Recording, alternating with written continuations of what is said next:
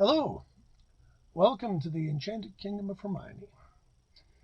I am your host, and I'm the Lord Chamberlain of the Enchanted Kingdom.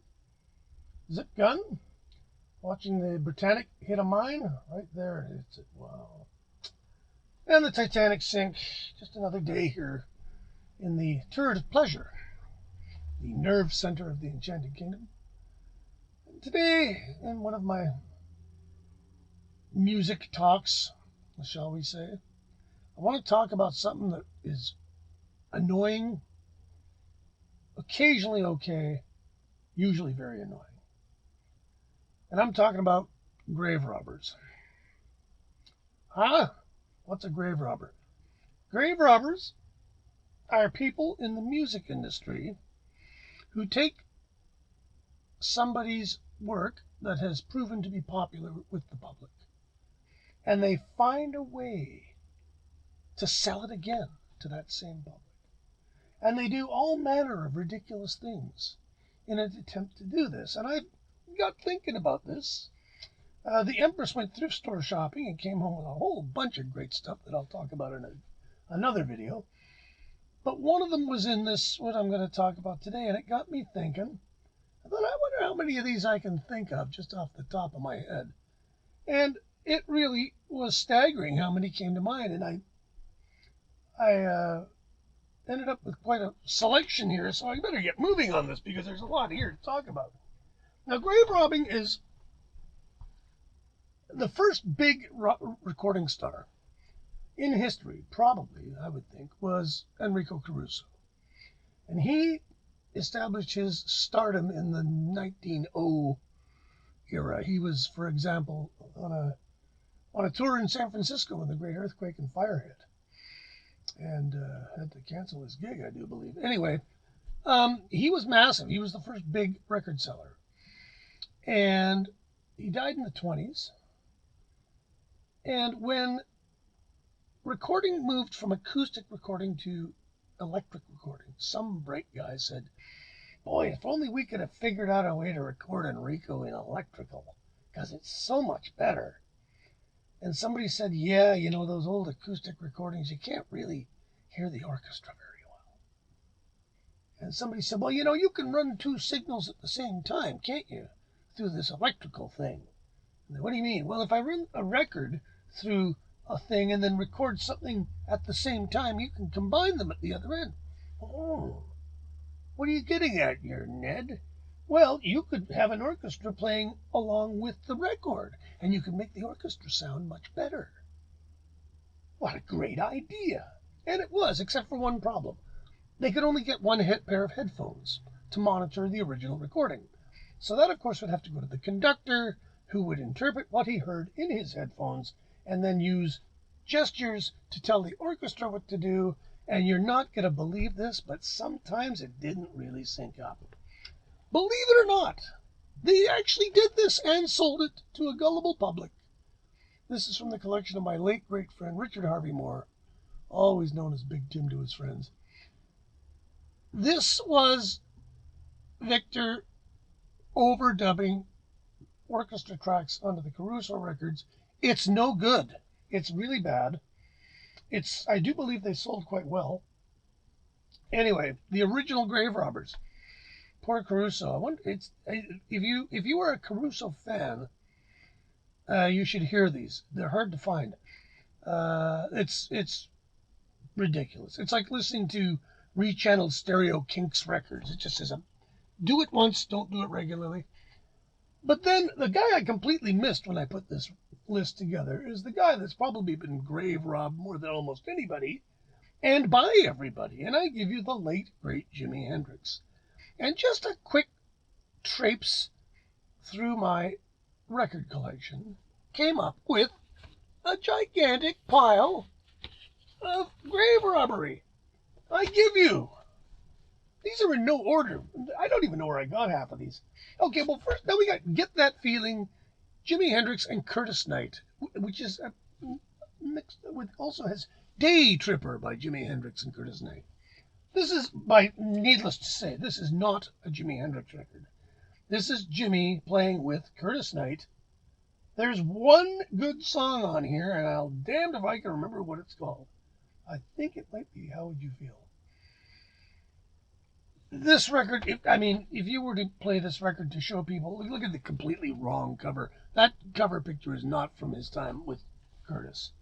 Records like that are just pure. They're horrible, dishonest records. There's a great Eric Clapton record on Springboard. Eric Clapton with the Yardbirds, and it's 5 Live Yardbirds. There's a picture of Heroin Clapton from 1974 on the cover. Anyway, you have that. That's no good. This isn't bad. The Jimi Hendrix concerts. Now, they did go on a bit of a spelunking raid after Hendrix died, because of course he did die at the peak of his fame, and they started digging through concerts. They found this. Billy Cox is on 2 tracks. The rest of it is essentially the Experience. Does it say what years? Yep, I'm glad to own it. I don't think I paid anything for it. Hendrix in the West, same thing. This one came out first. This was not too long after he died. And again, good show. Johnny B. Good, Blue Suede Shoes. Mitch. Looks like it's mostly the Billy Cox is on 3. Okay, I'm not going to talk much about these. But now and then there's Loose Ends. Well, okay, this came out while he was dead.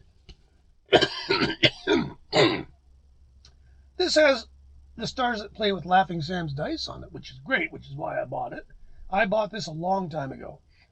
It's a British Polydor. It is pure odds and sods. It's still a wonderful record because, it's Jimi Hendrix. But then you get into now I've only got a couple of these. Well, looks like I only have one of these now. The venal Alan Douglas started to access Hendrix tapes, and this was the first of, I think, at least 2 records in the 70s. What year did this come out? 75, I do believe. Okay, this is where we get into problematic territory. First of all, these weren't finished. So Alan and his henchmen, let's say, brought in guys like poor Jeff Mironoff. Imagine you're Jeff Mironoff. Jeff, I got a session for you. Oh, what's it doing? Well, you're putting some tracks on a Hendrix record that we dug out of the grave. Oh, Alan Schwartzberg, who played with Peter Gabriel, is on this. Bob Babbitt on bass. On Crash Landing. Now, Captain Coconut. Now, these aren't, again, this is Hendrix. It's not terrible. I can't remember the last time I pulled this out to listen to it for pleasure, however. So there you have it. There was another one called War Heroes. It's equally crap. The sad fact of the matter is, and this next record will illustrate this a bit, is that by the time Electric Ladyland came out, Hendrix was partying his brains out. And his music really suffered. And he did a whole lot of recording of stuff that wasn't really all that great. And a lot of ideas that kind of weren't tied up just yet. When did this come out? In 1980. 9 to the Universe. Now, this is a little different of a grave robbery. This is jams that he did, mostly, I think, at Electric Lady. Record Plant. Oh, no, wrong. Record Plant. Mostly at the Record Plant. One at the Hit Factory. Now, this was just him hanging out, getting high, But, Jimi Hendrix, Billy Cox, Buddy Miles. Okay. Ronald Robertson on bass with Mitch Mitchell. Jim McCarty from the Yardbirds at the time on extra guitar. Okay. The interesting one here, for everybody like me, is the one simply called Young Hendrix, which is Hendrix, Cox, Mitchell, and Larry Young on organ. It is not transcendent. It's just, they're jamming. And it's too bad because I'll bet there's more of this. And that I would like to see reissued.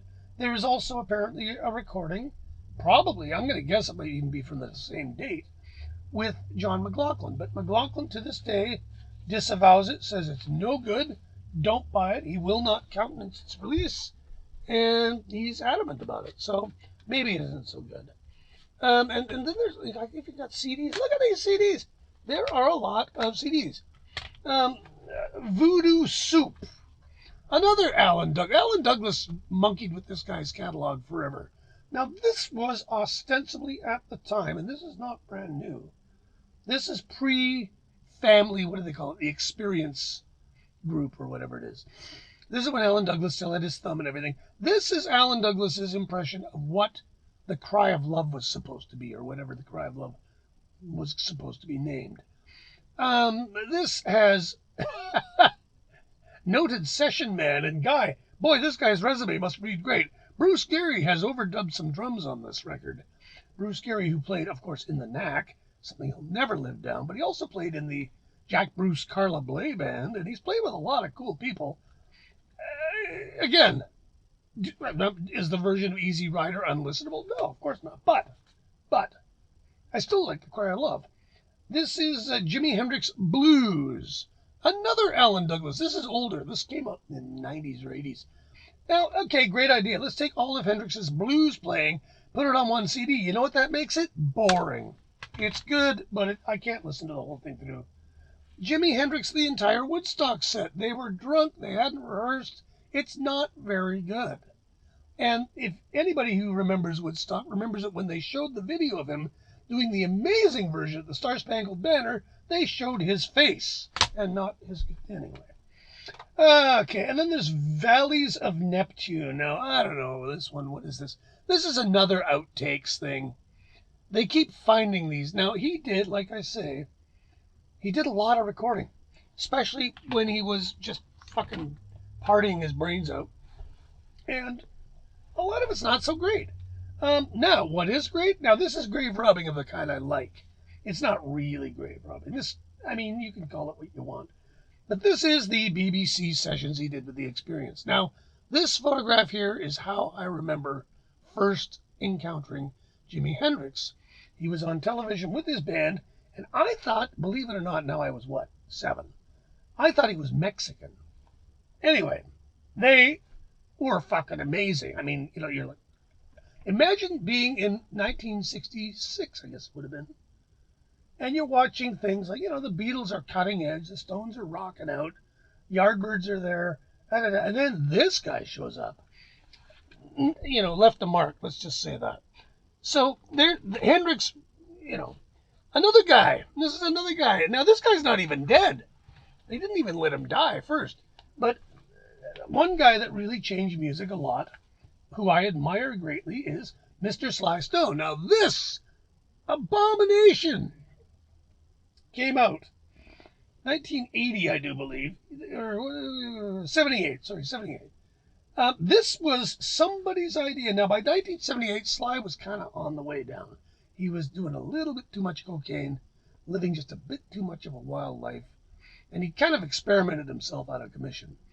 So the good folks that at his label said, I know what we'll do. We'll take all of his classic tracks that basically created the wonderful disco phenomenon that we are now experiencing, and we will add disco beats to it. Remixed and edited by John Luongo. Never trust anybody named Luongo. Remix engineer. Remixed at Media Sound, New York. The name you don't see here anywhere is Sly Stone. So he had fuck all to do with this. And it is dog shit. You'll note that it has the delete hole of distinction. I think I bought this in a delete bin. I think it was $1 or $2, and it was a long time ago. And I went, and I knew it was shit, but I thought, you know, I should buy this because it's pretty hard to find now. You think they'd learn? No, not with Sly Stone. They decided many, how many years later? I mean, I guess time heals all wounds, right? But okay, it's 1978. This one's from, not even 2008. So 30 years later, the same label who still owns the rights, of course. Well, let's see. Hip-hop is really big. Now, how do we bring Sly into the hip-hop thing?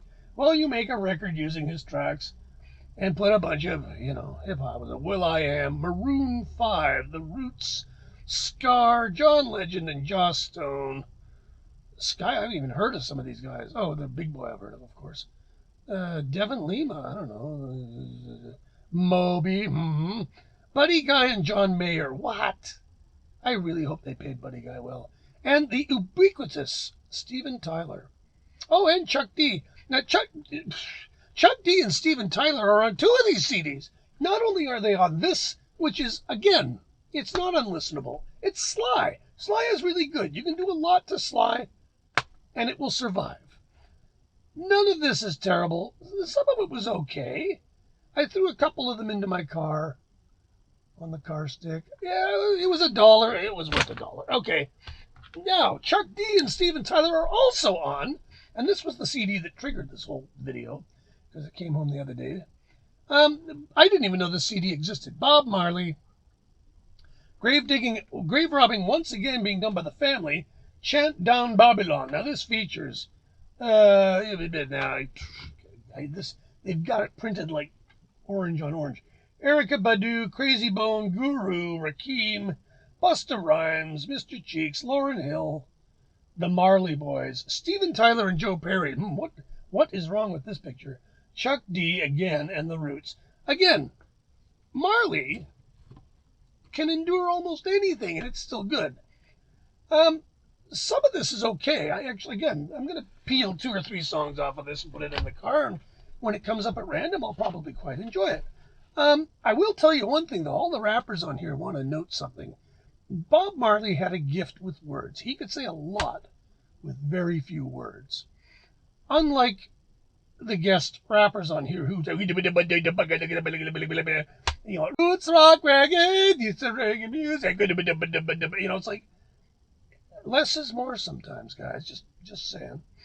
But it's not terrible. Again, it survives. Now, who survives terrible treatment even better than Sly and Hendrix and Marley? Well, there's even the great Miles Davis. Now, this was an interesting idea.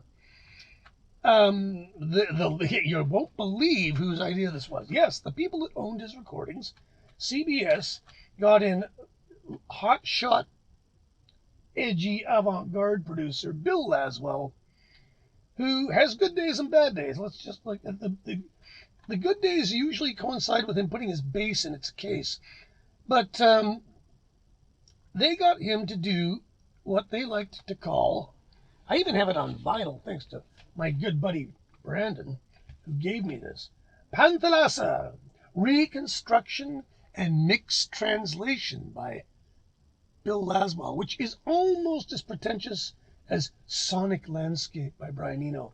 Now, this is noteworthy for a couple of things. It's got a thing on it called Agartha Prelude Dub, which has nothing to do with the album Agartha, and is not previously released in any form that I know of. At least wasn't when this came out. I think it has come out on a subsequent box set. There's a song called What If that doesn't ring a bell. And then there's Rated X, Billy Preston, He Loved Him Madly, Silent Way. So there's a couple of things from Silent Way. Actually, one big track is Silent Way. And then there's On the Corner, Get Up With It, Get Up With It. So this is dark 70s Miles. It works really well. Laswell's funny, the more respect he has for the artist, the better a job he does. And like I say, the bass stays in its case. Nobody plays on this. There's no additional tracks on this. This is sort of a rejigging of the existing tapes and remix. The sound is great. The vinyl is wonderful if that's your cup of tea. I don't think I've played that vinyl 5 times. But, of course, like all great ideas, you got to go ahead and do too much. So then they did the remixes. This is less successful. Basically, they've taken... Now, the good news is Rated X is on this twice. The weirdest thing Miles ever did. There's a couple of other... Well, those remixes are like just tick-a-tick-tick-tick-tick-tick, just techno beats, basically. There is an additional On the Corner Subterranean channel mix by Bill Laswell that probably was a leftover from that other one. The other 4 tracks on this are essentially techno DJ remixes of limited use and or worth. As a Miles fanatic, I bought this. I think I put it in my car. And one of the Rated X is such an elemental thing, anyways. That I think it's pretty tough to screw it up. And so yeah, there's Miles grave digging anyway. And sometimes guys grave dig themselves. Briefly, during the first issue of We're Only in It for the Money, Mr. Frank Zappa decided that the bass and drum tracks on this record were insufficient. So he went, took out the master tapes from the vault, which we all know is there, and he added drum tracks by his current band, Chad Wackerman, and I forget who else. And that was a really bad idea. And I keep this just to document this bad idea because Frank ultimately thought better of this and went back to the originals. And I think he learned his lesson with this. So, and of course, there he is. He's grave robbing himself. And then there's the whole group of, and I'm not going to get too deep into these because there's millions of them. But I found this Atlantiquity. And this is a remix CD done from Atlantic/Rhino. Rhino usually means it's going to be pretty good. Now, this is basically DJ guys taking old Atlantic records, taking the tracks, adding their scratching and stuff to it. Most of it's not bad.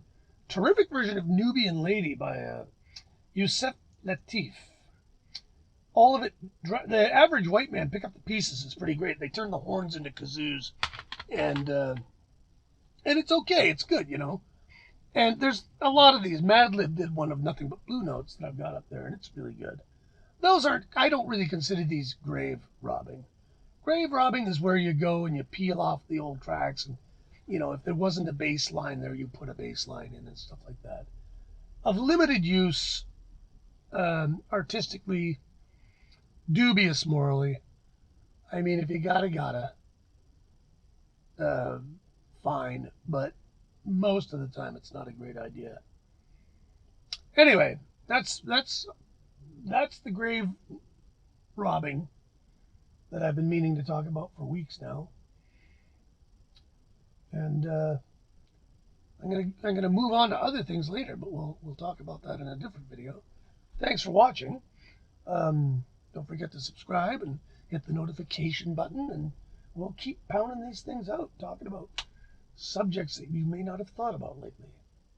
Anyway, thanks. We'll talk to you later. Stay safe. Take care of each other.